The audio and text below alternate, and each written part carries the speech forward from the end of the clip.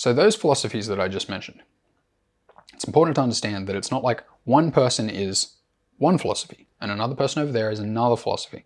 The issue is most of us are operating on a mishmash of all of those different philosophies at different times, and sometimes operating on no philosophy at all. Okay, because how can we do anything else when we're not taught anything else? We're just grasping at things that are ideas that are just kind of like floating around in reality, and it's mostly these ones. So now we come to something that's different. The first of 4 philosophers I'm going to teach you.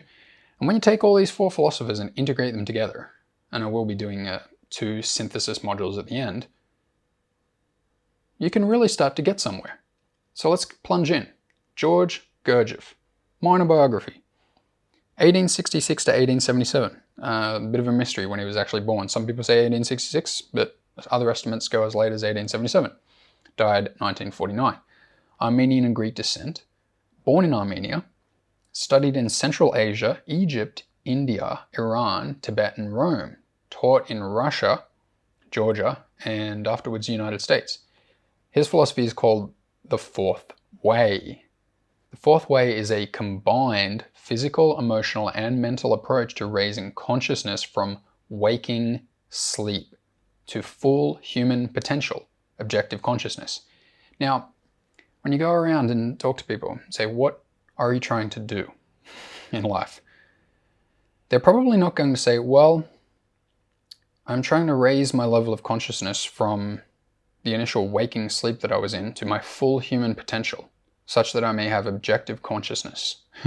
And then you say, how are you doing that? And say, well, I'm using a combined physical, mental, and emotional approach. That's not happening, is it? You don't find that, right? You ask people, well, what are you doing? It's like, well, I don't know.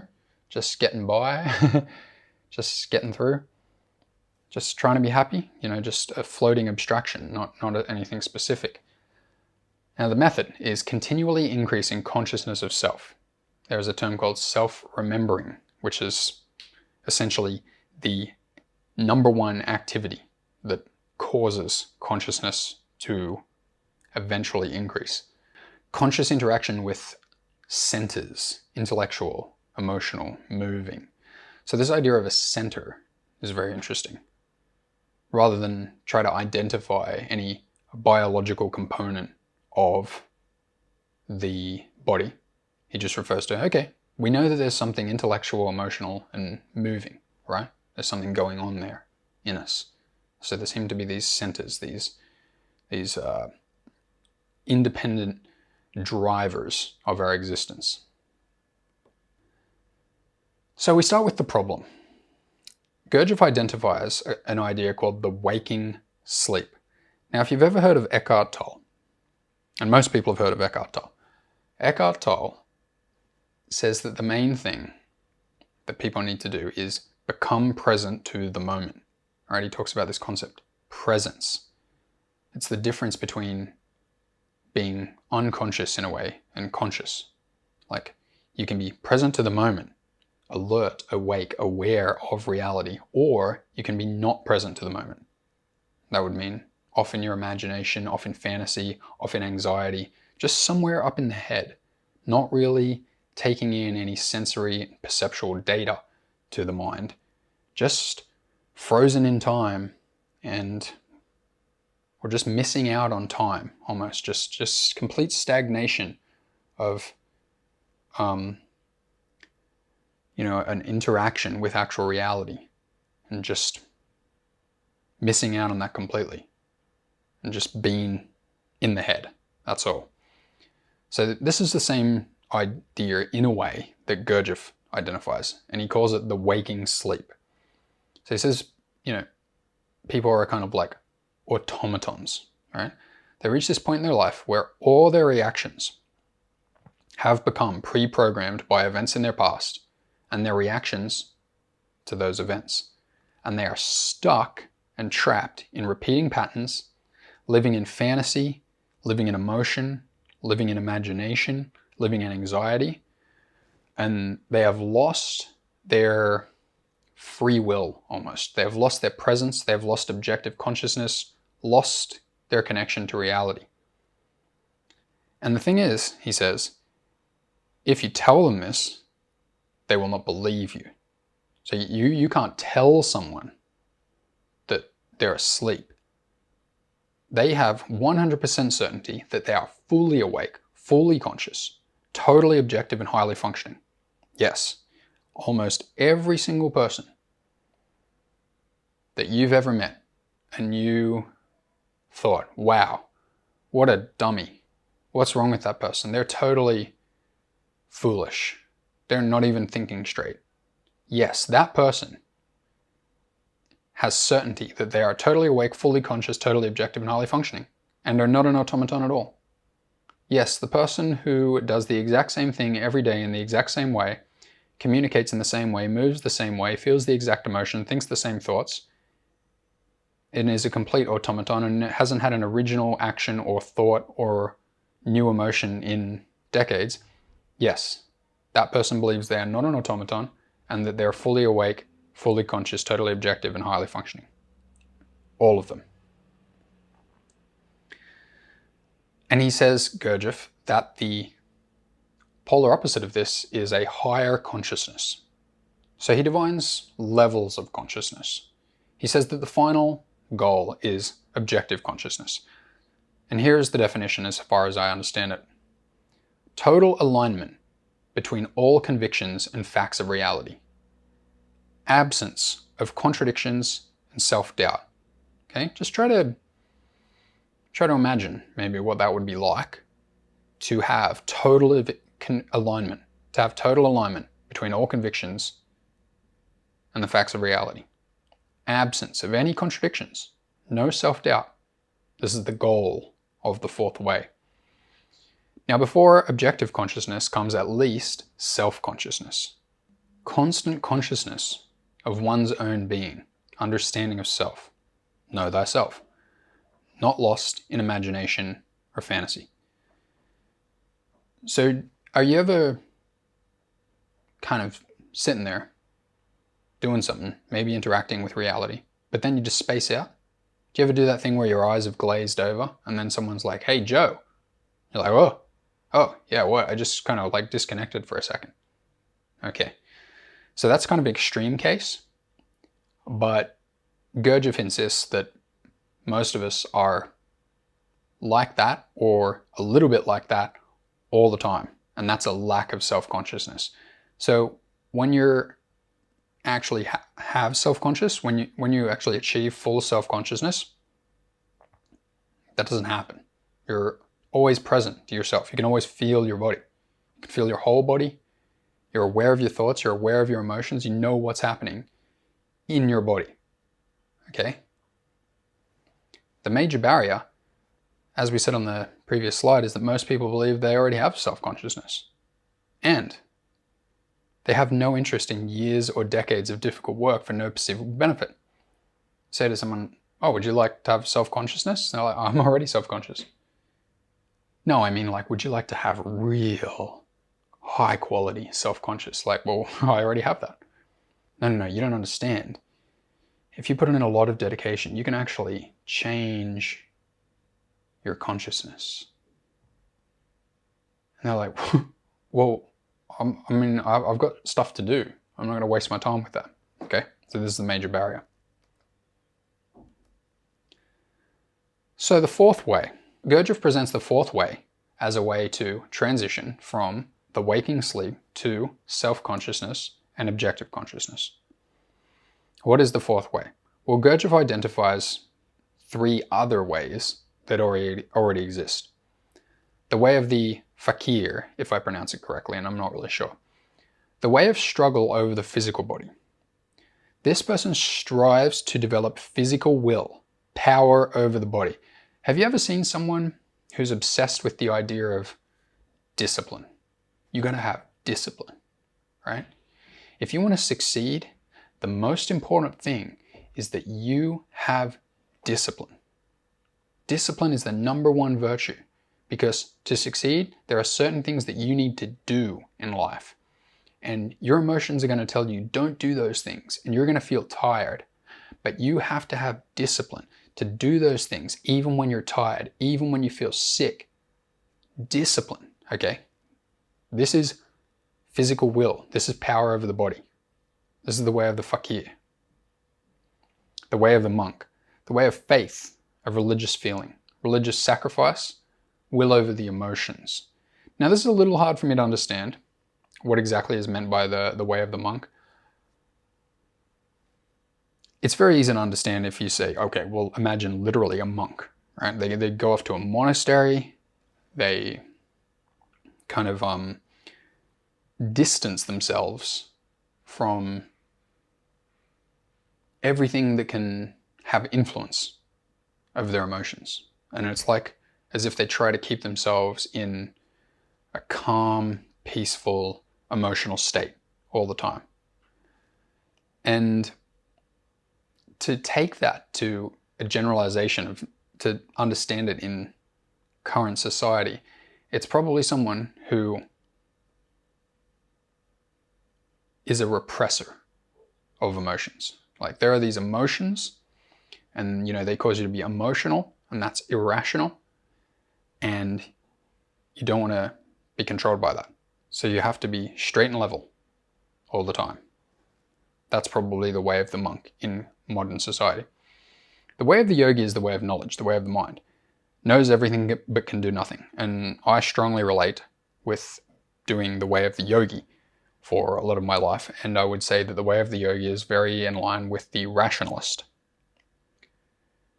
The person who is purely conceptual and thinks that if they just obtain knowledge, read a lot of books, read a lot of studies, study very hard, have a very fast-paced mind, be very witty, just know how to argue, that this basically leads to success. Like increase IQ, get more intelligence, get more logical success.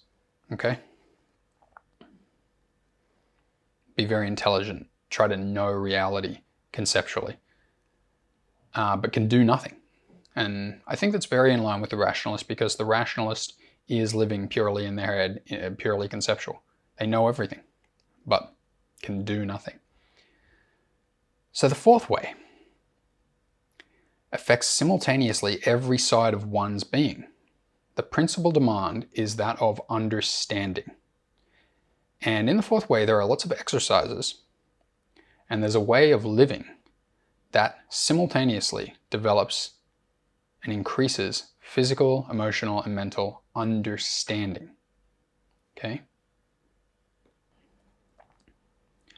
No permanent I. So we're going to get to the methods of the fourth way, but we need to get a little more context. So we need to identify a few more symptoms that come from this automaton level, this waking sleep level, this lack of self-consciousness, this lack of objective consciousness. And this is going to be true for most people, these symptoms that we talk about. And then we can talk about what some fourth way methods, and we can talk about how that's going to fix these problems. So no permanent I. So everyone is 100% ready to say I. They wouldn't hesitate. I like cakes. I like chocolate. I want to get a job. I would like to own a house. I. Very simple word, right? Probably seems like the most simple word in the universe. Just refers to me. Remember the empiricist? I. That's me. I. But what does a person really mean when they say I? Is a person I? Are you just I? Gurdjieff says that when lacking self-consciousness, and especially when lacking objective consciousness, man is scattered. They are not a permanent, individualized I. He says they are compartmentalized segments of personality. taken from here, there, and everywhere throughout their lives. And all I's consider themselves as the whole. The easiest example to relate to is nighttime I and morning I. Oh, tomorrow I am going to get up straight out of bed and go and exercise. And then I am going to come back and eat a healthy breakfast and then get 4 hours of productive work done. That's what I'm going to do tomorrow. But then you wake up and I feel tired. No, I don't want to. So who is this I? Is it the same I? Or are there two different I's? Why is there a lack of consistency? The people on YouTube say, you need discipline. You need discipline. As if you get some discipline, put it into you and have the discipline, and then you will not have nighttime you and morning you. See, this is very in line with Carl Jung. The goal of the work, according to Carl Jung, was individuation, the achievement of a single individuated self to one day say I and truly mean it. So there are many I's. There's the I that wants to do good things for people, and the I that is lazy and can't be bothered. You know, there's the I that turns up at work. There's the I that talks to the children. There's the I that talks to the friends. There's the I that talks to the spouse. Different I's. They're usually completely different. Compartmentalized segments of personality. There's usually a separate I for every single person that is spoken to in every single situation. There's this alternation of I's. It's controlled by accidental external influences. The weather, feelings, other people can change the I that is present. Wake up, it's sunny. There's one I. Wake up, it's cloudy or rainy. There's another I. And most people can't detect that they shift around in which part of their personality is kind of like in control, and they're not aware of that in any way, refuse to believe such shifts exist. Buffers. Buffers is probably the most important fact in this philosophy, because it relates so strongly to other philosophies, and it makes it the perfect bridge, okay? So I'll introduce you to the idea of a buffer. Here's a concept, a physical buffer. This is the easiest buffer to understand. We change our movement to prevent movements that cause pain. Chronic muscular tension to repress painful movements. Now, that's easily believable. If you have a pain in your back, you may begin to bend down, but as you're bending down, you stop. Because you don't want to bend down because it might trigger that pain in your back. And if you think about it, almost all of your movement, there's freedom within a certain range, but out towards the edge of those ranges, there are buffers where you're not allowed to move into because there's pain. And it's not just like mental. It's not just like, oh no, I don't think I will move there. There actually is chronic muscular tension holding it in place. And if you try to move into that, you get pain and you have to stop. So that is a physical buffer. Social buffers. We prevent ourselves from acting in ways that could cause emotional pain. It's where we refrain from speaking, from going certain places, from making certain facial expressions. We refrain from certain interactions. So we limit our actual actions, right? We limit what we do in reality to stay in the confines of our emotional comfort zone, and we don't go out of it. So we have these buffers that whenever we might even think about doing it, we instantly get oh, no, don't do that. So we have these instincts that tell us to, we're like, oh, I'd like to do that. Oh no, can't, buffer. Oh, I'd like to, oh no, can't, buffer. So there's all these buffers all around us. Social buffers, emotional buffers, you could call them either. Physical buffers limit the movement. The social and emotional buffers limit broader actions and expressions of self. Now, mental buffers. We actually prevent ourselves from thinking certain thoughts and from visualizing possibilities and from remembering certain moments in our lives, all which could reveal our mental contradiction. So usually there are certain patterns of thought that are tangled up with terror and fear, and we don't let ourselves think about them because they might trigger bad emotions like guilt, remorse, revenge, sadness, all sorts of things. So our bodies are imprisoned, the way we live our lives, we're imprisoned, and even our minds are imprisoned, all by ourselves, by these buffers. And so you can take that multiplicity of eyes, all these different eyes. Even though all these different eyes exist, you're shifting between eyes still within the confounds of buffers. So I actually want you to start kind of like visualizing this. You can try to visualize it, that there's an eye here, an eye there, but all these buffers surrounding all the eyes, and you can kind of snake through this allowable zone of reality where there's all the different eyes. And there might even be different ways of acting that are outside your buffers, but you can't get there. Okay, crystallization. So crystallization, let's think about what crystallization is physically.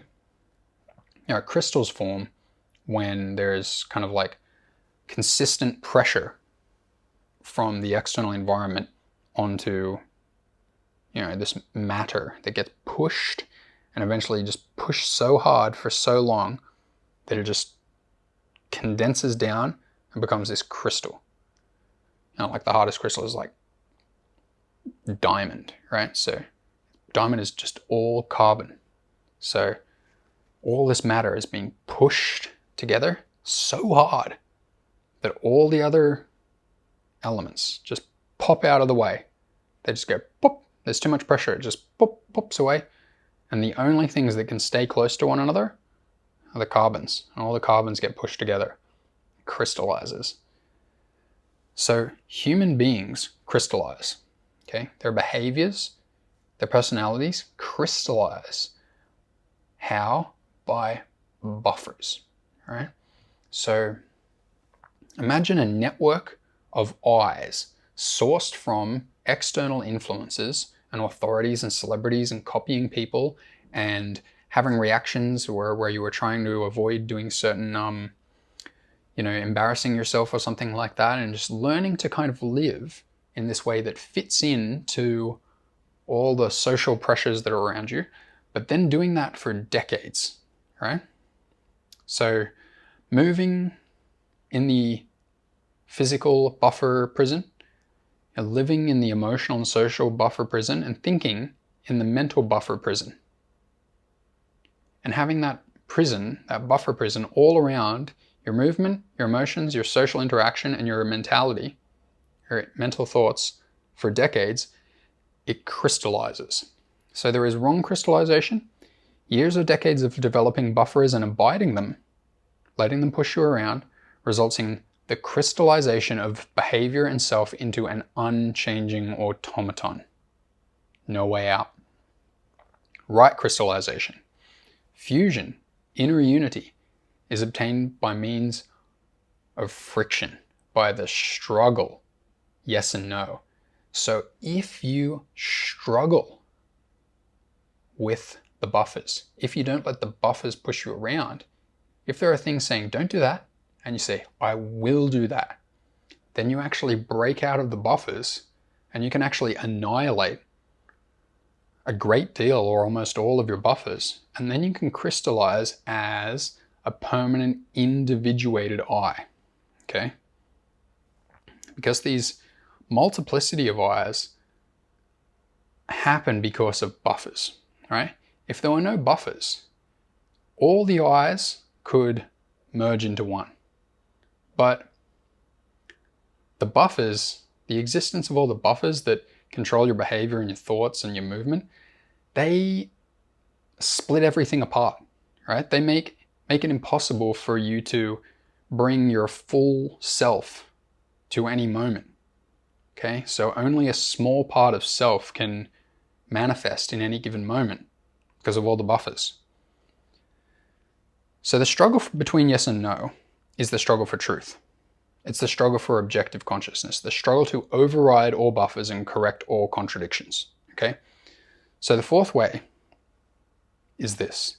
It is about struggling against buffers. You find out that you're controlled by all these buffers, and then you struggle against them.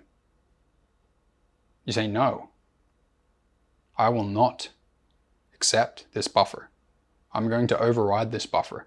You put energy into overriding the buffers. You expand yourself. You push away the buffers. You merge your I's. You become an individuated I. You gain self-consciousness. So how do you actually do that though? Right? Because that's conceptual. That's not reality. I didn't refer to any reality now. So the centers.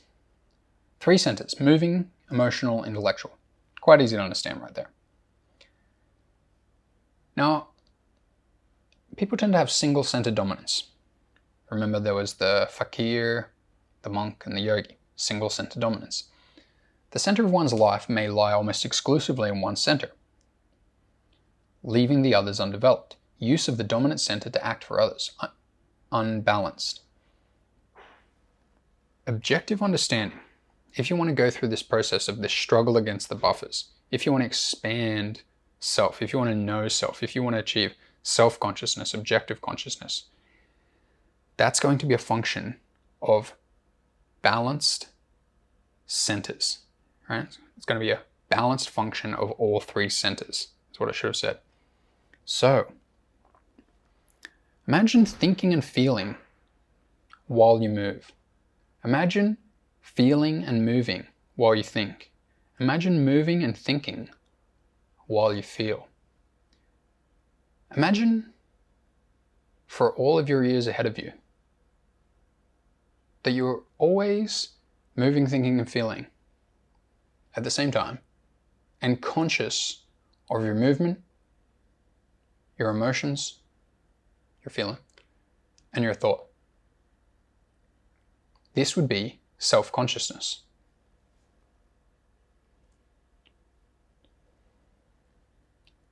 Now, to do this, a new language is required. And this is one of the key points that Gurdjieff makes, that a new language is required to actually do all this. Exact language. You must understand yourself. You must know yourself. For exact understanding of self and reality, an exact language is required. However, typical language is full of wrong concepts, classifications, and associations. So we use a subjective language. People do not realize to what a degree their language is subjective. That is, what different things each of them says while using the same words. So we go through like school, like whatever you call it, primary school, secondary school, up to whatever, 18. We're just kids. And we, start to learn words, probably learn like over 100,000 words, maybe a few 100,000 words. And we get these basic ideas of what all the words mean. And we think that we know what the words mean. I'm a philologist. I love words. But if I can go to anyone and try to tell them what I think the meaning of a word is, and they'll tell me I'm wrong with certainty. And it doesn't matter who it is. They'll say, no, it's this. And, most people are not philologists. They're not at all philologists. Philologist, the meaning of philologist is lover of words. That's the meaning of philologist. And I'm also an epistemologist. I study epistemology, the science of how things can be known, the science of how knowledge can be acquired. But that doesn't matter. People are 100% certain that their definition of words are correct. And usually what they'll do is that they'll actually just look it up in the dictionary, read it, and say that's what it is. I'll say, no, that's just what's written in the dictionary. That's not actually a good definition, because you see here, and I'll state some reasons, I'll say no, right? So almost everyone is certain that the definitions that they hold for their words are completely correct. But when you have incorrect definitions, imagine if there's hundreds of thousands of words and you have the wrong definitions of most words. That is a very poor map of reality and a very poor map of self. Like, there's no way to actually know reality or know yourself when the definitions you have for the words don't actually kind of like line up and form a working system for describing or understanding reality, okay? So if your definitions aren't good, they don't form a good system together, you're going to have massive amounts of contradictions, and it's going to be very difficult to understand reality. Now, this will not be a problem for a subjectivist. That's why I brought up all these terms in advance, because a subjectivist knows that they know reality perfectly. The source of contradiction. Contradictions in definitions of words underlies all mental contradictions. If you arrive at objective language, you will be contradiction-free and have objective consciousness. If you begin to think about words and definitions of words, you will, and do it in the right way by pairing it with observation of reality and experience, you will arrive at a very detailed and objective map of reality and self, and in the process achieve self-consciousness and objective consciousness. So what is the way there? In the classic self-development programs or classic achieve goal programs, there is this notion that the teacher will tell you, do this thing, do this exercise, do this exact exercise, and it will create the result for you. This is what's been happening for millennia. This is certainly what's been happening in the past 100 years. And it doesn't achieve the goal, because if it achieved the goal, it would have worked, but it doesn't achieve the goal. And the reason for that, according to Gurdjieff, is because you can't force anything. You can't really cause things the way to happen in the way that you think they can be caused to happen. The general understanding of causality is that there's a thing A that you can do to generate result B. For example, we're going to talk about this weight loss example. So we believe we can force change. We believe we can use our willpower to quickly change our lives, right? But if you watch closely, you find that you kind of only trade one problem for another. Look at this weight loss example. Every single day, millions of people across the world begin diets and health regimes, and a month later, they failed. Why? Because they tried to use their willpower. They tried to force behaviors. So everyone knows that if you eat healthy and exercise, do cardio, then this leads to weight loss, right? Of course it does. That's what people think. They think that doing the cardio and doing the weight loss they think doing the cardio and doing the dieting causes the weight loss. Because people who are skinny eat a healthy diet and do cardio, they exercise. That's because they're able to do it. So people think that they can then just replicate the behaviors of the healthy people. Say, okay, today I'm going to do a diet. Monday, I'm starting. 1st of January, I'm starting. I'm going to do these activities that cause the result.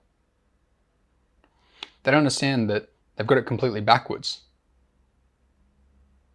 Completely backwards.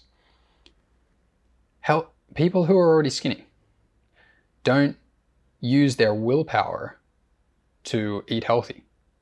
It's completely effortless. There's no effort involved.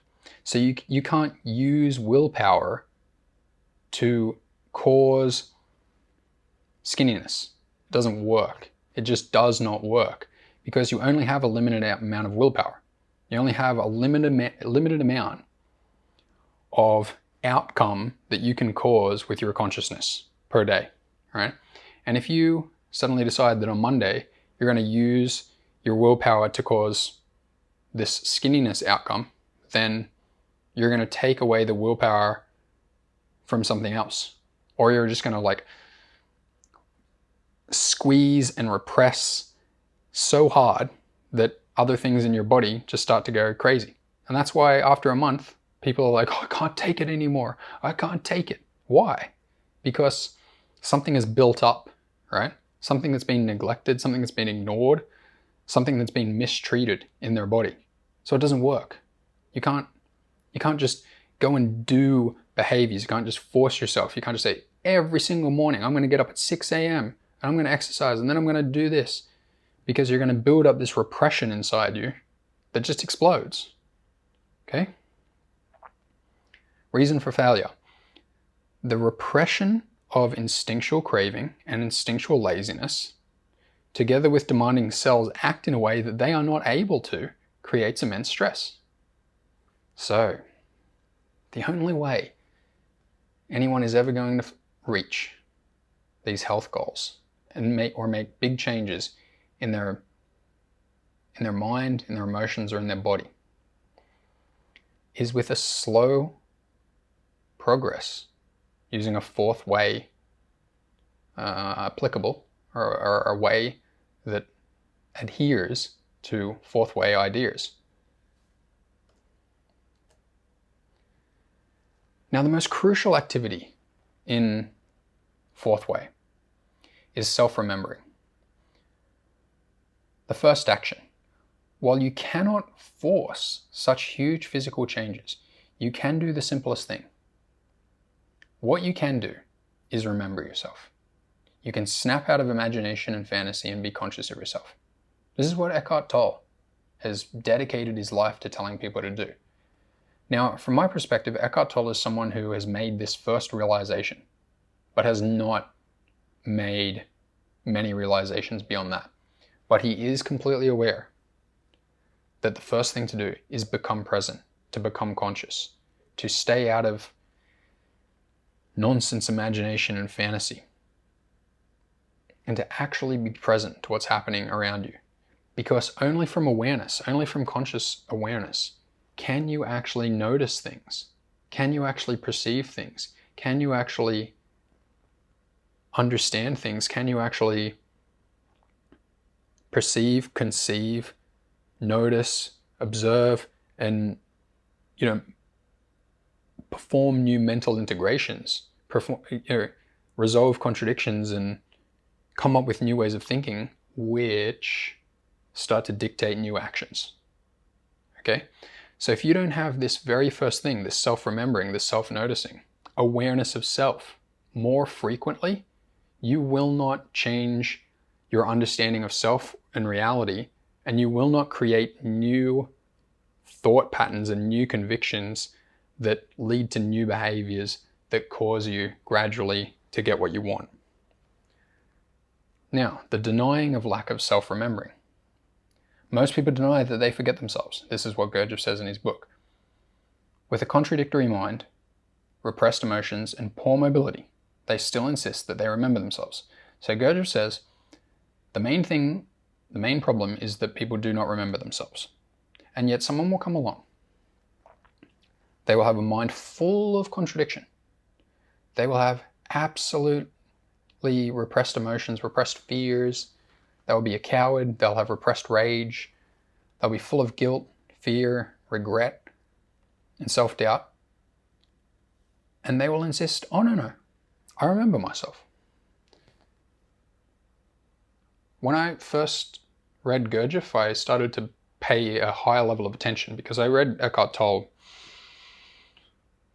11 years ago. That was the first time I was like, whoa, presence, okay. But even after I read Gurdjieff, I began to notice, yeah, there are still times where I don't remember myself. And every time I remembered, it felt like, whoa, I just woke up. Whoa, was I asleep?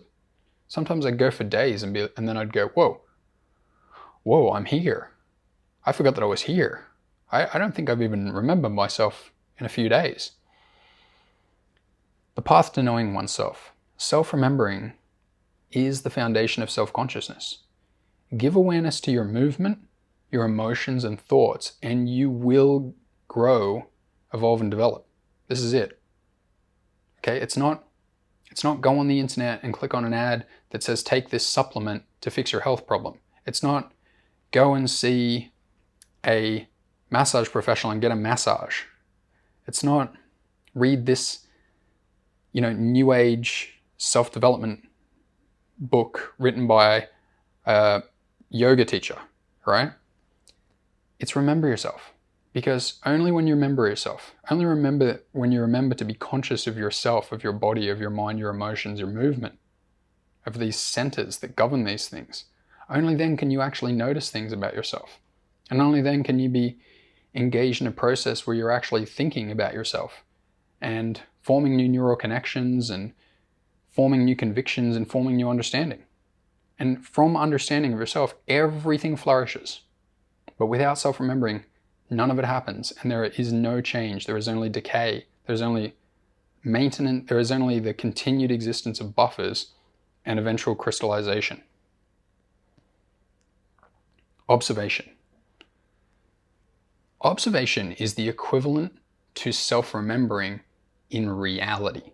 So we talked about the path to self-consciousness being self-remembering. The path toward objective consciousness is to observe reality, to remember reality, to remember to notice and look at reality. Struggle constantly for your convictions to align with the facts of reality until they do. Now, to create massive observation, massive new observation of self and reality, one technique that Gurdjieff advises is to do the opposite. Sleep in another position. Switch knife and fork from one hand to the other. Stand when you would sit, sit when you would stand, be loud when you would be quiet. Walk backwards. Observe. Because if you continue to do all the same things, you will observe only what you always observe. You have to break patterns to observe new things to gain new understanding. Now, the multiplicity of eyes. If you watch yourself change from one eye to another as external factors change, and you observe the contradictions between one eye and another eye, like one eye believes one thing and then another part of you believes one thing, if you notice that there's a contradiction, and you begin to notice these different parts of personality that are false in particular ways, you will begin to shake apart the rigidity formed by these buffers in your personality. Now, there's something very interesting that he calls super efforts. He says, this isn't just a silly little thing that you can do on the side. If you want to achieve this self-consciousness and this objective consciousness, this is a long-term concerted effort. And he says that during your journey, you should frequently make what he calls super efforts. So he talks about movement exercises. Walk 20 miles. Most people, I'm going to go for a walk tomorrow, get some exercise. Walk, 5 miles, maybe 5. Not usually that. Maybe 1 mile. I went for a walk, that was good. A while after reading Gurdjieff, I just decided I was almost like Forrest Gump. I was like, I'm just going to go out and run 20 kilometers. That's about, I don't actually know, it must be about 14 miles or 13 miles. I'm not 100% sure, maybe 13 miles. But I wasn't a good runner, right? But I was like, well, I'm just going to go that far. I'll run until I can't run, and then when I can't run, then I'll walk, because I just wanted to make a super effort. And I noticed so much about my body. I noticed so much about my calves and my feet, my hips. I noticed my willpower.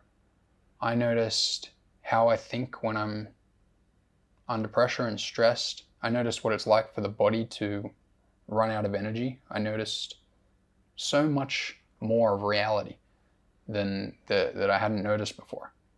See, when you make these super efforts, you expose yourself to a massive amount of new understanding and give yourself the possibility to observe so many things. Here's another one: strike a pose and hold it till you collapse. Even before Gurdjieff, I was doing these kind of things from my movement training. One of the exercises in the muscular tension release system is to hold your arms out in front of your face for 25 minutes until they literally just drop. And you will learn how your shoulders work. You will learn how your arms work. And you will change how your arms and shoulders work in that exercise. So do whichever exercise you normally do for twice as long and twice as intensely. Make super efforts in your movement. Self-consciousness, a super effort. Maintain constant consciousness of yourself from now until the end of your days. Acknowledge when you forget yourself and go right back to remembering. So don't just remember yourself for 5 minutes. Don't just remember yourself for 1 hour. See if you can remember yourself for a whole day. And after you do it for a day, see if you can remember yourself for a whole week. And then start to get to a point where you're always conscious of yourself. Like, even now as I talk to you, I'm keeping consciousness of my body, of my posture, of the feelings throughout my body. I'm keeping an open focus of the reality around me. I'm just trying to stay conscious. Objective consciousness. Here's the super effort. Long term. Resolve all mental contradictions. All. Imagine how many mental contradictions you have. I estimate that at the peak of my insanity, almost, or the peak of my lack of objective consciousness, I probably had 1 million mental contradictions. Just 1 million. I mean, think about it. There's how many 100,000 words in the English language? Hundreds of thousands. So it's almost certain that your understanding of all concepts is slightly contradictory. Resolve all of it. Resolve all your contradictions about politics and ethics. Take time to check your understanding of concepts and associations. Don't allow yourself to kind of understand, because that's what we do. We kind of understand. And when you only kind of understand, you're heading for problems, health-wise, emotionally, mentally. Okay, so that is the end of Gurdjieff. You can see that there's so much more available than what's in the mainstream. It's just one. This is one of the 4 greatest sources of information I've found in my life. So I'm going to give you the 3 others in the following weeks. And after that, we'll put it all together, and I'll put in my own stuff as well. And we'll really have something really nice, like a really, really solid framework to operate from. And after I give you that, then you will put in your own thoughts, and you will synergize it, and you can take my stuff, your stuff, and other people's stuff, and then you'll form an even superior philosophy to all of them yourself. Okay, good luck. Hope you enjoyed this. See you next week.